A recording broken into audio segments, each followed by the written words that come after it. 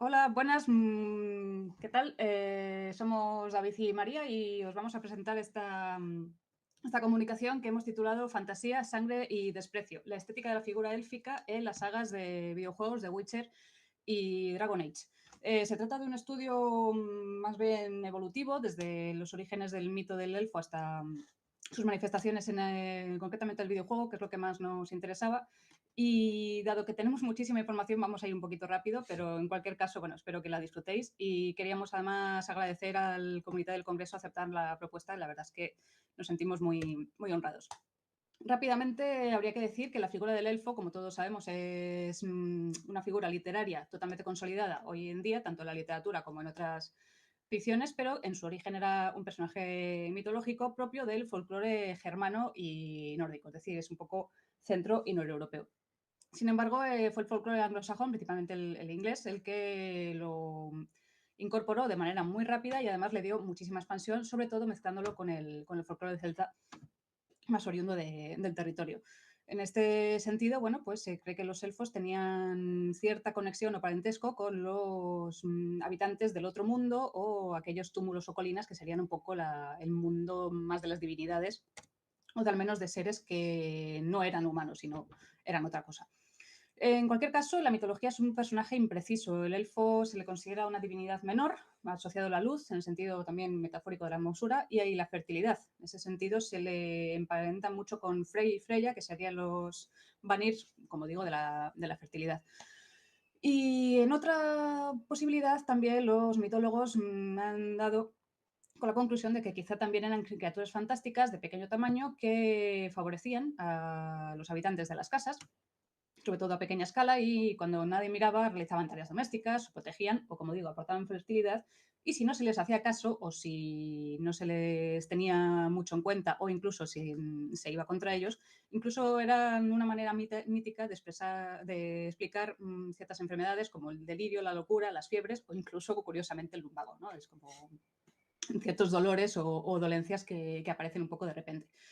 En cualquiera de los casos, sí que es cierto que comparten unas características. Eran de gran belleza, muy longevos, incluso inmortales, y muchos de ellos tenían propiedades mágicas. Y en este sentido se confluyen, incluso se confunden durante mucho tiempo con las hadas. Qué mejor ejemplo que Oberón del Sueño de una noche de verano, lo que también nos indica que fue no solo la mitología británica, sino también la literatura posterior británica la que más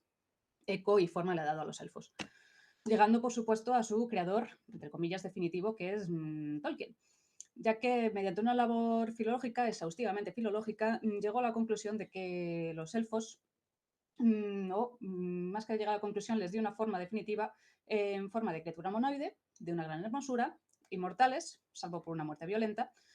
y en gran comunión con la naturaleza, de manera que sería también una manera trascendental de comunicarse con la naturaleza respecto del hombre, que es un poquito más descuidado en esos aspectos. Convivencia más o menos pacífica con los hombres, serían las grandes razas, junto con otras, pero las grandes razas que proceden de la divinidad y habitan la Tierra Media. Y en ocasiones, bueno, pues los elfos de Tolkien también están dotados de poderes mágicos como los de la mitología. Una magia quizá más relacionada con la clarividencia, pero en cualquier caso, poderes sobrenaturales. Definitivamente, con Tolkien se consolida el elfo como figura literaria y si nos centramos solamente en el nivel intradigético, veremos que son criaturas incorruptibles, muy cercanas, como digo, a la divinidad y programados más o menos biológicamente para hacer el bien frente a los seres humanos que son mucho más vulnerables a la corrupción. Y si ya nos situamos en un nivel estrategético, podemos llegar a la conclusión de que Tolkien realmente establece una reflexión desde su punto de vista principalmente cristiano y religioso sobre la mortalidad humana, lo efímero de la existencia humana, la relación con la naturaleza, que como digo, muchas veces los seres humanos despreciamos la naturaleza o no la tenemos en cuenta, teniendo en cuenta que la naturaleza es una creación en última instancia de los dioses o de la divinidad, y también en última instancia relacionado con la inmortalidad y la moralidad, una relación con la divinidad, de la que los elfos estarían mucho más próximos, mientras que los seres humanos nos vamos distanciando de ellos. Finalmente, después de que Tolkien diera forma definitiva a estos elfos, a la cultura popular y otras sagas, incluso juveniles o infantiles, han pasado a la cultura popular, al imaginario, como criaturas humanoides de orejas puntiagudas, más esbeltos y ligeros de pies que los propios seres humanos, y gran destreza con armas ligeras, como pueden ser un arco o las dagas. De hecho, es muy típico de los juegos de rol encontrarse en la figura del pícaro o la clase del pícaro interpretada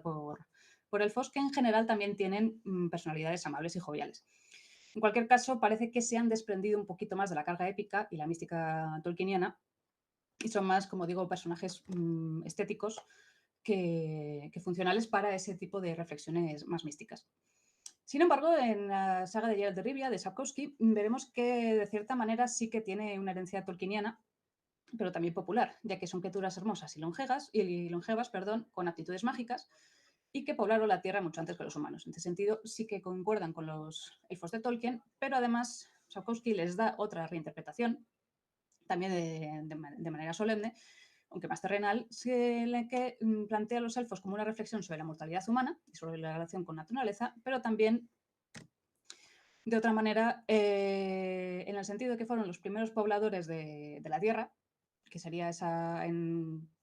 mundo diegético de Sapkowski, un territorio llamado Dolblazana, acabaron siendo expulsados por una invasión humana que sería más numerosa, más violenta y por lo tanto se vieron, como digo, expulsados de su tierra. En este sentido, encontramos nuevos significados sobre el elfo en la obra de Sapkowski, ya que son focos de odio, de desconfianza, racismo y segregación, sobre todo en el ámbito urbano, y en última instancia podemos entenderlos como una metáfora con el colonialismo, la expropiación de la identidad e incluso en un paso más allá, la analogía con el pueblo y la idiosincrasia hebreos, que también se puede ver en los enanos o medianos, que serían otras razas, que también sufren odio y desconfianza dentro del mundo de Sapkowski, y como el pueblo hebreo han sufrido diásporas, pogromos, etcétera, etcétera. Sapkowski tenemos dos tipos de elfos. Los Aenside, que son los convivientes con humanos, que como digo están resignados a sufrir la suerte de su pueblo. Sin embargo, sí que surge un conflicto que serían una especie de resistencia de Scoia'tael, en lengua élfica de esta saga, en la que se trata, otra vez en esa conexión con el pueblo hebreo, la búsqueda de la tierra prometida o perdida de Blazana, que se manifiesta sobre todo en la profecía de Izlin, que anticipa una guerra nacida del odio, y también la alianza con un imperio invasor que está intentando invadir a otros seres humanos. Entonces, el conflicto está claramente expuesto en esta reinterpretación de los elfos por Sapkowski. Como digo, puede ser un trasunto, consciente o no, del pueblo hebreo, pero también de movimientos terroristas de independencia, como por ejemplo puede ser el IRA.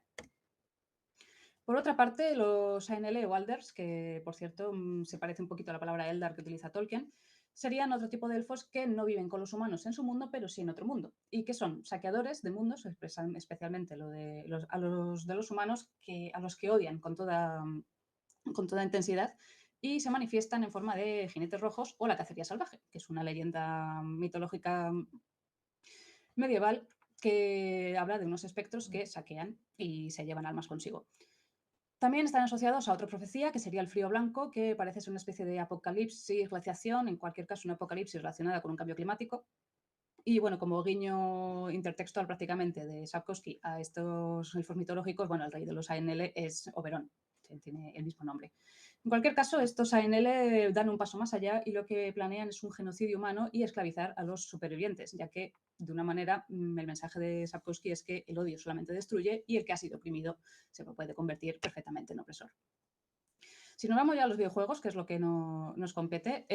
los autores de los videojuegos retoman el tema élfico donde Sapkowski lo dejó. De manera muy estratega, Sapkowski en las novelas deja muchos blancos sobre la problemática de los elfos, de manera que se trasluce un mensaje. Aparentemente, aunque las sagas acaban con una paz entre el imperio invasor, los elfos y los humanos, sí que es cierto que hay muchos blancos en los que se da a entender que el conflicto va a seguir, porque los humanos tenemos en nuestra naturaleza el odiarnos y el matarnos los unos a los otros. Así que en los juegos se retoma precisamente esa idea y si nos vamos al primero de los juegos, el Witcher 1, veremos que la carga moral del jugador, que en este caso está aunado con Geralt de Rivia, el protagonista, se vuelve totalmente trascendental, ya que tiene que ponerse a favor o en contra de uno de estos dos grandes bandos del juego. La Orden de la Rosa Llameante, que es una orden religiosa de caballeros que intentan mantener el orden y por tanto asesinan a los Scoia'tael o esos elfos resistentes a la dominación humana. Y por otro lado está el bando de los Scoia'tael propiamente dichos, que se han convertido en una especie de guerrilleros para reivindicar no solo la libertad de su pueblo, sino el cese del odio y el recuperar su tierra prometida. Sin embargo, hombre, pues cuanto más juegas al juego, realmente te das cuenta de que, a pesar de esa apariencia de libertadores, también son asesinos como los otros. Entonces, en cualquier caso, la carga moral, como digo, es muy importante porque Geralt, como hemos, David y yo, en alguna otra ocasión estudiado en este mismo congreso, la neutralidad es completamente imposible. Entonces, de alguna manera, todas las decisiones que tomes con Geralt van a ser buenas o malas, pero en cualquier caso, ninguna va a ser neutral. Por último, y ahora paso la palabra a mi compañero, en el Witcher 2 tenemos también dos bandos, se repite un poco la estructura, sin embargo, de otra manera más diferente, ya que se va a dar paso también a la trama de los ANL o esa cacería salvaje, pero en cualquier caso hay que escoger también entre dos bandos. Están de nuevo los Scoia'tael, que en este caso se han radicalizado todavía más y el odio hacia los humanos es muchísimo más fanático, de manera que, bueno, pues tiene ese doble filo, ayudar a esa franja libertadora o a pesar de ese odio, o pasarse al con lado más o menos opuesto, que son los franjas azules, que es la inteligencia del reino más poderoso en este momento de este mundo diegético, que va a intentar pelear contra el invasor, con ese imperio invasor que os comentaba antes. ¿Cuál es el bando mejor o peor? En definitiva, no hay ningún bando. Es lo que quieren decir los autores del videojuego. No hay ningún bando mejor que otro, ya que todo te lleva a cometer atrocidades o aceptar moralidades muy ambiguas o, en definitiva, basadas en el odio. En cualquier caso, como digo, todas estas decisiones van a hacer avanzar el juego, que al fin de cuentas va a acabar desembocando en decisiones personales del personaje de Geralt que se retoman en el tercer juego. Y te cedo la palabra, David. Gracias. Yo reitero, perdón, reitero también los agradecimientos que ha dicho mi compañera María por aceptar la propuesta, por aceptar nuestra propuesta, y sin más voy a ir rápido con esta otra parte de la presentación. Retomando lo que acaba de decir mi compañera, en el Witcher 3 hay un cambio de técnica lúdica. Geralt pasa a ser un personaje mucho más definido y mucho más modificable por el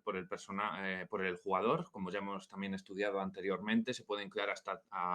3 arquetipos de Geralt dependiendo de las decisiones del jugador. Un Geralt más comprometido, un Geralt más egoísta y un Geralt incluso intermedio. Ciri, que siempre se convierte, el personaje de Ciri, como la gran motivación del protagonista, y un juego también en el cual las decisiones morales se van a convertir también en torno a los elfos en el centro del videojuego. Muy rápidamente, en este videojuego, la cacería salvaje de uno de los elfos de los Ainale, de los que hablaba mi compañera anteriormente, se van a convertir en el centro de la trama. Y básicamente en el juego se va a ver cómo el desarrollo del juego se va a presentar cómo estos elfos intentan destruir al ser humano, a la raza humana, y provocar un genocidio para arrebatarles la tierra que anteriormente los humanos les habían arrebatado. Y de ahí la importancia del personaje de Ciri, que se convierte en la clave, en el objeto, pero también en el símbolo, porque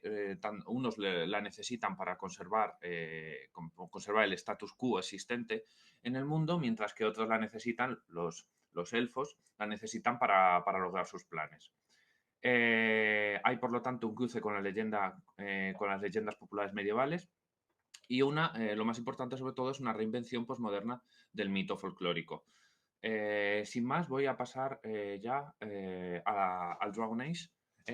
En este juego, frente a la focalización que había en el personaje de Geralt anteriormente, el protagonista del juego se convierte en un personaje co-creado por el jugador. También hay muchas decisiones, pero hay una panoplia muy amplia de decisiones morales que puede tomar el jugador, pero la gran diferencia es que en este caso el jugador va a poder crear de manera mucho más detallada a su propio personaje y no va a estar atrapado en la estructura de un personaje proveniente de la literatura como es el de Geralt. También, en cuanto al mundo, hay una dualidad permanente entre elfos y humanos, y los elfos se presentan al igual, y de ahí toda la relación que queríamos establecer en esta comunicación. Hay también una enorme dualidad entre los elfos que están sometidos al dominio humano y que viven en guetos, como judíos, y que también tienen una especie de resistencia mucho más escasa que que en el caso de Sapkowski, y otros elfos, los dalisianos, que son los que han perdido el Gran Imperio a los humanos y a los enanos y a otras razas de este mundo, y que ahora también intentarán tanto mantener sus costumbres como, ya veremos posteriormente, recuperarlo. Y también me gustaría destacar la importancia que tiene que el protagonista, para todas las decisiones, pueda convertirse tanto en parte de toda la xenofobia existente hacia los elfos, con la raza que sea, con la raza enana o sobre todo con la raza humana, se puede convertir en un gran xenófobo, también se puede convertir en lo contrario, en un gran... en una persona muy defensora de los derechos élficos y de la integración élfica, y por otro lado, también como elfo, siendo elfo, puede tomar muchas decisiones respecto a en qué bando situarse o incluso no situarse en ninguno de los dos de los bandos existentes. Muy rápidamente, en el Dragon Age, en el Origins, el conflicto se establece entre todo lo que hablaba anteriormente, entre la oposición racial y la fragmentación del endogrupo, como podéis ver en la pantalla, entre los elfos plebeyos y los elfos dalisianos, que será uno de los grandes conflictos que se desarrollará a lo largo del juego. En el Dragon Age 2 apenas hay atención a la problemática, aunque hay personajes como Fenris importantes en la trama, pero la problemática en torno a los elfos apenas se tratará, dado que también hay un personaje definido frente a los otros dos juegos, frente al Origins y al Inquisition, hay un personaje definido que no puede ser creado que tiene raza definida y tiene una historia definida y por lo tanto no puede ser co-creado por el jugador. Y la razón de que en este juego la lucha entre elfos, entre los tipos de elfos no exista, es porque se trasladan a una zona, a una región del mundo donde esta problemática es mucho menor, porque es una zona básicamente creada en torno a la inmigración y a la supervivencia en torno a los grandes frente a los grandes imperios de este mundo, en los que no vamos a entrar por problemas de tiempo, y porque la trama se centra en la lucha entre templarios y magos, es decir, entre la existencia y la permisión o no de que puedan tener capacidades mágicas y los peligros que eso conlleva y la libertad que deben tener estos magos en este mundo. Y aquí pasamos muy brevemente al juego más importante de la saga en este aspecto, en el Inquisition, donde, aunque hay muchísimas motivaciones, el que sea el jugador elfo o no condiciona mucho más la trama y sobre todo se rescata una leyenda, una de las leyendas élficas sobre el Dreadwolf o el Lobo Temible o Fenjarel, que es un personaje muy contradictorio, un personaje mítico, divinizado en las leyendas, como podéis ver en pantalla, como un dios traicionero que puede ser o no, según la parte de la leyenda que se vea o según cómo se interpreta la leyenda, responsable incluso de la destrucción de los elfos, de la raza élfica y de la destrucción del imperio elfo que ha llevado a la situación actual y de la pérdida de los privilegios élficos, y que a lo largo del juego estará dentro del conflicto entre los elfos y que se ve mucho en el juego, incluso hay partes específicas de la trama dedicadas a ello, reaparecerá constantemente, también en forma de estatuas, en forma de personajes, tanto con la intención de restaurar una especie de doble Blazana como existía en el Witcher, una especie de reino parecido, como el personaje de Solas, que es un personaje, el gran personaje élfico que aparece en juegos anteriores, pero que retoma mucha importancia en esta parte. Es un personaje cada vez más fanático frente a los juegos anteriores y la principal característica de este personaje es que tú puedes apoyarle como jugador a lo largo del juego, puede ser su amigo y su amante en ciertos casos, pero que, perdón, paradójicamente se convierte en el antagonista principal del juego, dado que al final del juego, y esto es un pequeño spoiler, pero al final del juego se revela que él es el mismo Dreadwolf que pretende llevar a cabo el genocidio prácticamente total del resto de las razas y la recuperación del imperio élfico, y trama además que traicionando además en todos los casos de manera más o menos importante según la relación o la fuerza de la relación que exista que se haya creado entre el jugador y Solas, pero que pone en peligro todo el mundo, y trama que se retomará y que se está haciendo actualmente en la cuarta entrega de la saga, que se centrará en torno a este personaje. Y con esto ya concluimos La comunicación, esperamos que no haber ido demasiado rápido como para que no se haya entendido más o menos las cosas y esperemos que os haya gustado y bueno, cualquier cosa, pues, Sí, pues aquí estamos estamos disponibles. para ello. Y Sí. muchas gracias. Muchas gracias, sí.